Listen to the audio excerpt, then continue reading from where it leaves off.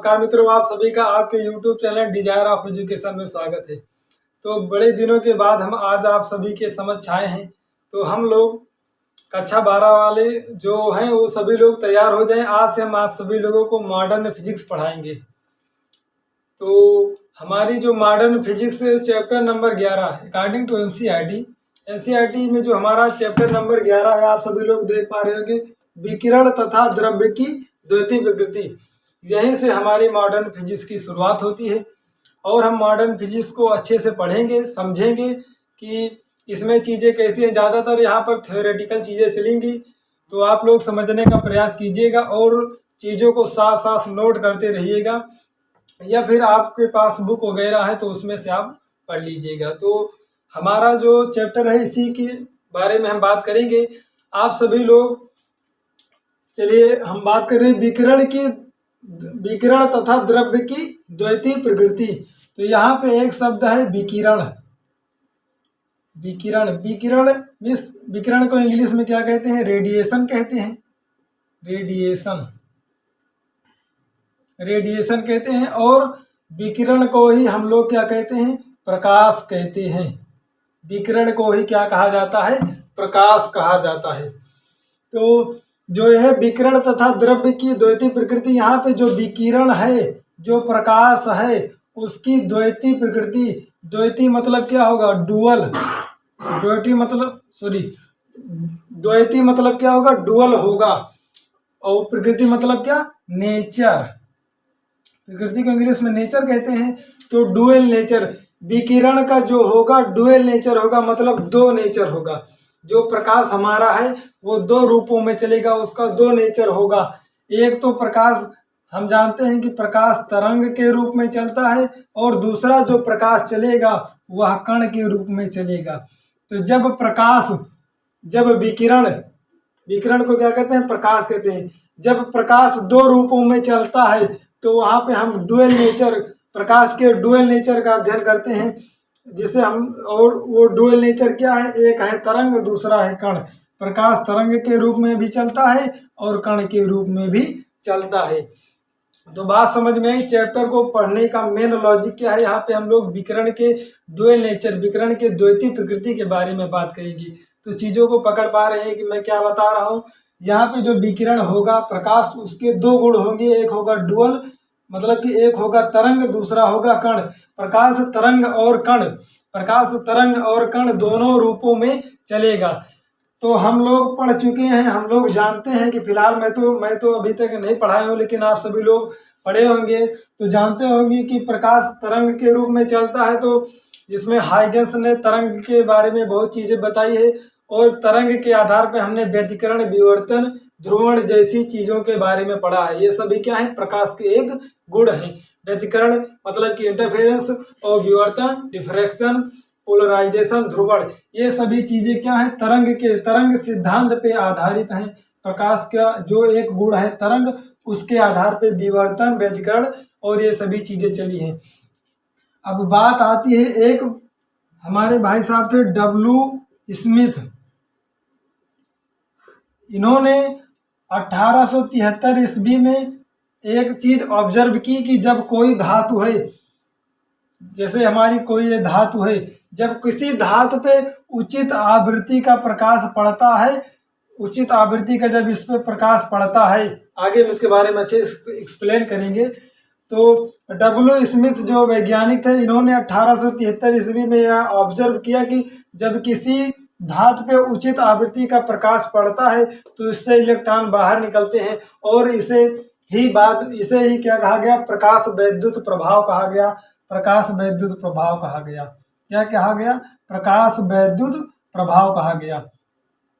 तो आप सभी लोगों को ये चैप्टर का मेन लॉजिक क्या है, मैं आप सभी को एक भूमिका बना रहा हूँ कि कैसे हमें ये पढ़ना है। तो आप सभी लोग जान गए होंगे कि डुअल नेचर मतलब विकिरण का यहाँ पे डुअल नेचर होगा, और डुअल नेचर में मतलब दो रूपों में प्रकाश गमन करेगा। एक होगा तरंग, दूसरा होगा कण। तरंग के रूप में हम सभी लोग पढ़ चुके हैं। अब जो कण होगा वो प्रकाश वैद्युत प्रभाव की व्याख्या करेगा।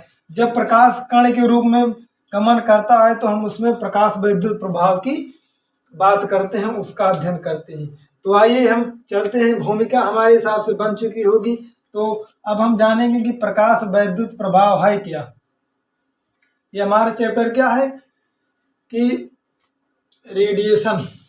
तो हम पढ़ेंगे कि अब हम प्रकाश वैद्युत प्रभाव, आज की जो हमारी पहली हेडिंग है प्रकाश वैद्युत प्रभाव, प्रकाश वैद्युत प्रभाव, इंग्लिश वाले photo electric effect, photo electric effect,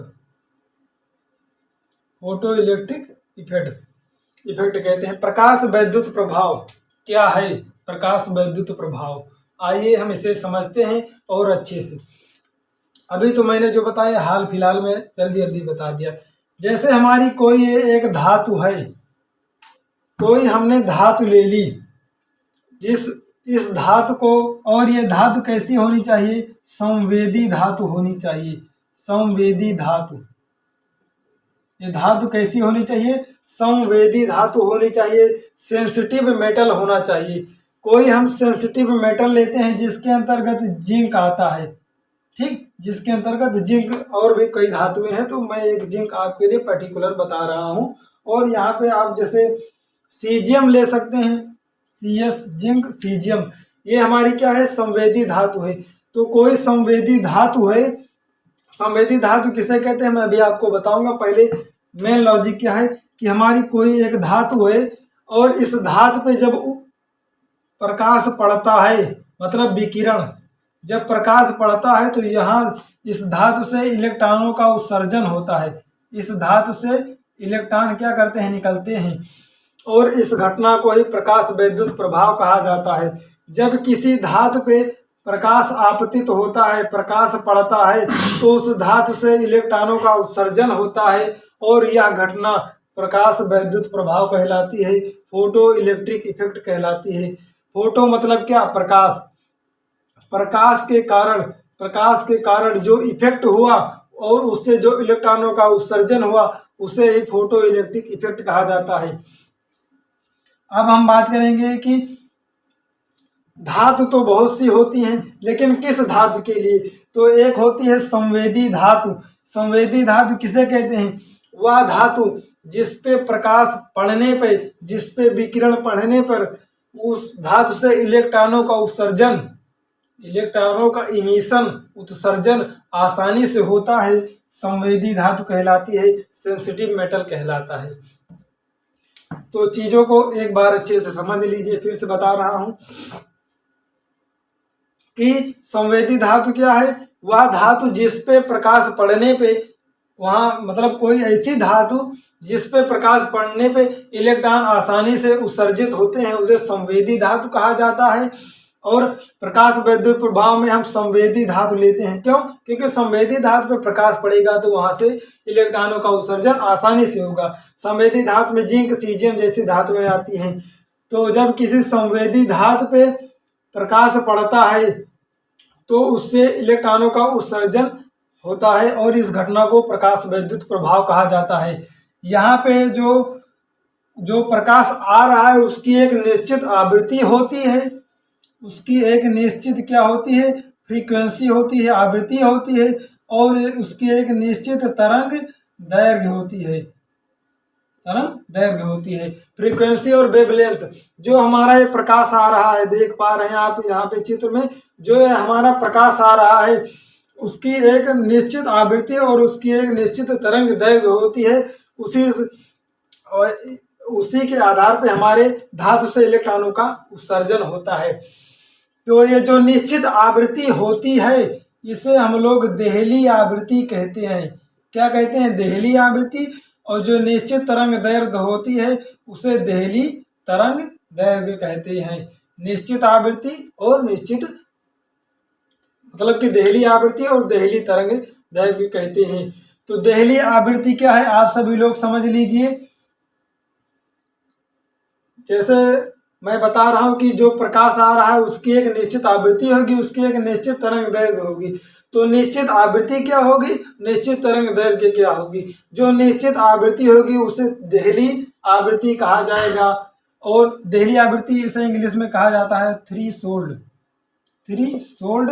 आगे अब फ्रीक्वेंसी की बात करें तो थ्रीशोल्ड फ्रीक्वेंसी, या फिर वेवलेंथ की बात करें तरंग दैर्घ्य की तो थ्रीशोल्ड कहा जाता है।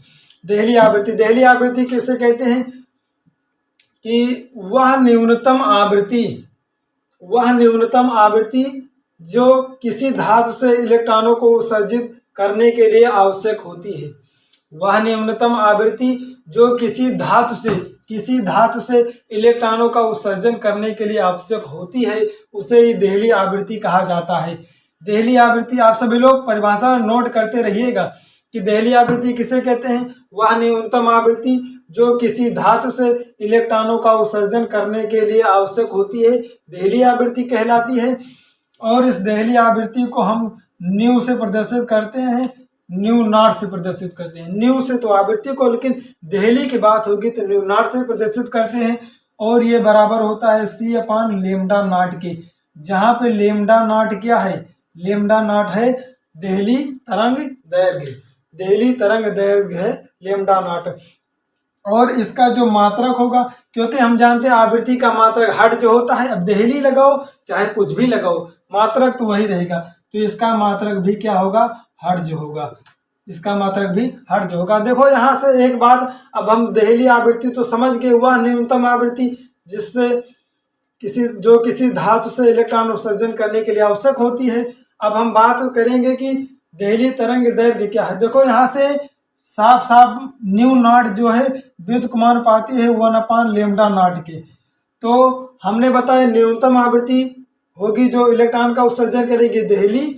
अब यहाँ से हम देहली तरंग दैर्घ्य की बात करेंगे। अगर ये न्यूनतम है तो ये क्या होगी, अधिकतम होगी, क्योंकि दूसरे की व्युत्क्रमानुपाती हैं। तो देहली आवृत्ति की, देहली तरंग दैर्घ्य की क्या परिभाषा बनेगी, क्योंकि हम पढ़ चुके हैं ये न्यूनतम होती है तो इलेक्ट्रॉन का उत्सर्जन होता है। अब देहली तरंग दैर्घ्य की बात आई तो इसको देखो, अगर ये न्यूनतम है तो ये अधिकतम होगा, तो हम परिभाषा यहीं से बनाएंगे कि वह अधिकतम तरंग दैर्घ्य, इसमें न्यूनतम की बात हुई क्योंकि अगर ये न्यूनतम है तो अधिकतम वैसे भी होगा। वह अधिकतम तरंग दैर्घ्य जो किसी धातु से इलेक्ट्रॉन का उत्सर्जन करने के लिए आवश्यक होती है, देहली तरंग दैर्घ्य कहलाती है। चीज़ों को पकड़ पा रहे हैं, समझ में आ रहा है ना अच्छे से, आशा करता हूँ अच्छे से आ रहा होगा। बस वीडियो को अच्छे से वॉच कीजिए और साथ ही साथ कॉपी पेन लेके बैठिए। मैं जो चीज़ें बोल रहा हूँ वीडियो को पॉज कीजिए और अच्छे से नोट कर लीजिए। यदि कहीं डाउट है तो कमेंट सेक्शन आपके लिए खाली है, आपके अंदर जो भी प्रश्न उठ रहे हैं वो पूछ सकते हैं मुझसे। तो देहली तरंग दैर्घ्य की परिभाषा क्या होगी, वह अधिकतम आवृत्ति, ये भाई न्यूनतम है तो अधिकतम होगा, तो वह अधिकतम आवृत्ति जो किसी धातु से, जो किसी मेटल से इलेक्ट्रॉनों का उत्सर्जन करने के लिए आवश्यक होती है, देहली आवृत्ति कहलाती है, देहली तरंग दैर्घ्य कहलाती है, थ्रीशोल्ड वेवलेंथ कहलाती है। तो आप सभी लोग समझ गए हैं कि क्या है देहली आवृत्ति, क्या है देहली तरंग दैर्घ्य। तो हम आपको, मेरा जो मेन टारगेट था आज का कि देहली तरंग दैर्घ्य क्या है उसे मैं बता मतलब प्रकाश वैद्युत प्रभाव क्या है बता चुके हैं।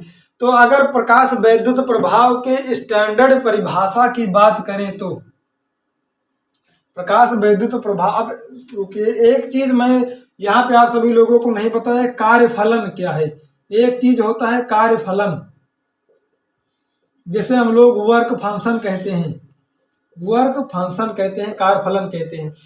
तो कार्यफलन क्या है, सभी परिभाषाएं एक जैसी हैं। प्रकाश वैद्युत प्रभाव यदि समझ गए कि इसकी परिभाषा क्या है, जब किसी धातु पे प्रकाश आपतित होता है तो उस धातु से मुक्त इलेक्ट्रॉन, उस धातु से इलेक्ट्रॉनों का उत्सर्जन होता है, इसे प्रकाश वैद्युत प्रभाव कहते हैं।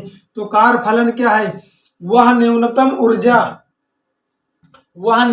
ऊर्जा जो किसी धातु से इलेक्ट्रॉन उत्सर्जन करने के लिए आवश्यक होती है, कार्यफलन कहलाता है। इसे हम W से प्रदर्शित करते हैं।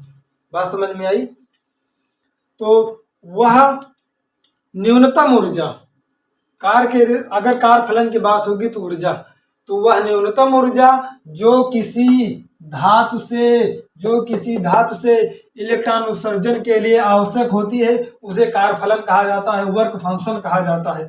इसे हम W से प्रदर्शित करते हैं।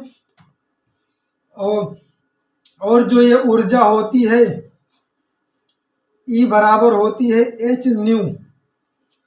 जहाँ पे एच हमारा है प्लैंक कांस्टेंट है, जो एच बराबर होता है 6.63 गुणे 10⁻−34 जूल सेकेंड सॉरी, ये इसका मान होता है। और जो न्यू है, न्यू हमारी क्या है, आवृत्ति है। और कार्य करने की क्षमता को ही ऊर्जा कहा जाता है। तो ये कार्य फलन है। तो यहाँ से आप एक बात समझेंगे कि हम इसे W से प्रदर्शित करते हैं, तो कार्य करने की क्षमता को ही ऊर्जा कहा जाता है। तो ऊर्जा E बराबर है एच न्यू। तो यहाँ पे जो कार्य फलन होगा W बराबर हो जाएगा क्या, एच न्यू नॉट हो जाएगा। कार्य फलन W बराबर एच न्यू नॉट हो जाएगा। जहाँ पे न्यू नॉट क्या है, देहली आवृत्ति है, और लेमडा नॉट क्या है, देहली तरंग दैर्घ्य है। तो कार्य फलन क्या है आप सभी लोग समझ गए हैं, वह न्यूनतम ऊर्जा जो किसी धातु से इलेक्ट्रॉन के उत्सर्जन के लिए आवश्यक होती है। तो आप सभी लोग समझ गए कि पूरी चीज इसमें है क्या। अब मैं प्रकाश वैद्युत प्रभाव के स्टैंडर्ड परिभाषा बताने जा रहा हूँ, स्टैंडर्ड डिफिनेशन बताने जा रहा हूँ। तो देखिए स्टैंडर्ड डिफिनेशन इसकी होगी क्या, और जो ये कार्य फलन है, ये कार्य फलन हर एक धातु के लिए, जैसे सेंसिटिव मेटल जिंक सीजियम, तो जिंक के लिए अलग होगा, सीजियम के लिए अलग होगा। कार्य फलन क्या है, परिभाषा आप सभी लोग लिख चुके हैं, मैं बता चुका हूं अच्छे से।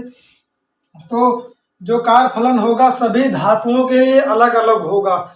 जैसे कि हमने बात की जिंक की, तो जिंक के लिए कुछ अलग होगा, सीजियम के लिए कुछ अलग होगा। और एक बात, किसी एक निश्चित धातु, जैसे जिंक की धातु है, किसी एक निश्चित धातु के लिए कार्य फलन नियत होता है। जैसे हमने जिंक की बात की, तो जिंक का टुकड़ा आप चाहे इतना बड़ा लिए रहेंगे और चाहे इतना बड़ा लिए रहेंगे, दोनों का कार्य फलन समान होगा। कहने का मतलब किसी एक निश्चित धातु के लिए कार्य फलन समान होता है। अब चाहे उस धातु का टुकड़ा इतना बड़ा हो चाहे इतना बड़ा हो, दोनों के लिए कार्य फलन समान होगा। तो जितनी भी जरूरी बातें थी मैं आप सभी लोगों को बता चुका हूं। अब प्रकाश वैद्युत प्रभाव की स्टैंडर्ड डिफिनीशन की बात करेंगे। वैसे तो मैंने रफली बता दिया कि प्रकाश वैद्युत प्रभाव है क्या, लेकिन वास्तव में अब हम बात करेंगे।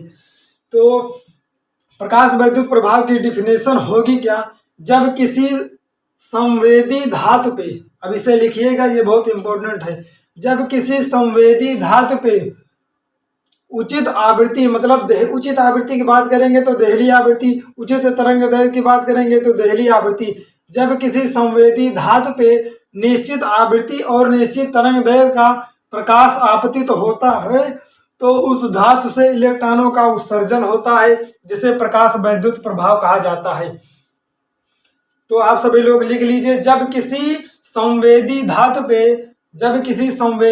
पे निश्चित आवृत्ति और निश्चित तरंग दैर्घ्य का प्रकाश आपतित होता है, तो उस धातु से इलेक्ट्रॉनों का उत्सर्जन होता है, जिसे प्रकाश वैद्युत प्रभाव कहते हैं। और ये जो इलेक्ट्रॉन उत्सर्जित हो रहे हैं, इन इलेक्ट्रॉनों को हम लोग कहते हैं फोटो इलेक्ट्रॉन कहते हैं, प्रकाश इलेक्ट्रॉन, फोटो मतलब फोटो इलेक्ट्रॉन कहते हैं, प्रकाश इलेक्ट्रॉन कहते हैं। और यदि ये जो इलेक्ट्रॉन है, ये किसी बंद परिपथ, ये हमारा कोई बंद परिपथ है, किसी बंद परिपथ में अगर इलेक्ट्रॉन प्रवाहित हो रहे हैं, तो इस बंद परिपथ में इलेक्ट्रॉनों के प्रवाहित होने से एक धारा उत्पन्न होगी, एक धारा बहेगी इस पूरे बंद परिपथ में, जिसे हम लोग क्या कहेंगे, प्रकाश वैद्युत धारा कहेंगे, जिसे हम लोग प्रकाश वैद्युत धारा कहेंगे। तो आशा करता हूं मैंने आज आप सभी लोगों को बहुत चीजें बताई, और अगर आप लोग अच्छे से हर एक चीज नोट किए होंगे तो बहुत अच्छे से समझ में भी आया होगा, क्योंकि हमारा टारगेट रहता है हम सभी लोगों को 100% चीजें पहुंचाएं और अच्छी तरीके से समझाने का प्रयास करें। तो थैंक्स फॉर वॉचिंग, और वीडियो को जितना ज़्यादा हो सके शेयर कीजिएगा, क्योंकि अब इस समय जो समय है कि चीज़ों को अच्छे से समझें और जल्दी से जल्दी चीज़ों को कवर करें। तो मेरी जहाँ तक कोशिश थी कि मैं इस वीडियो में इतनी चीज़ें कवर करूँ, मैंने बताया वीडियो थोड़ा लंबा हो गया होगा, कोई बात नहीं है। अगर कॉपी कलम लेके बैठेंगे तो बोरिंग फील होगा नहीं, अच्छे से नोट कीजिए, चीज़ों को समझिए। तो मिलते हैं नेक्स्ट वीडियो में। Thanks for watching, please share to your relative.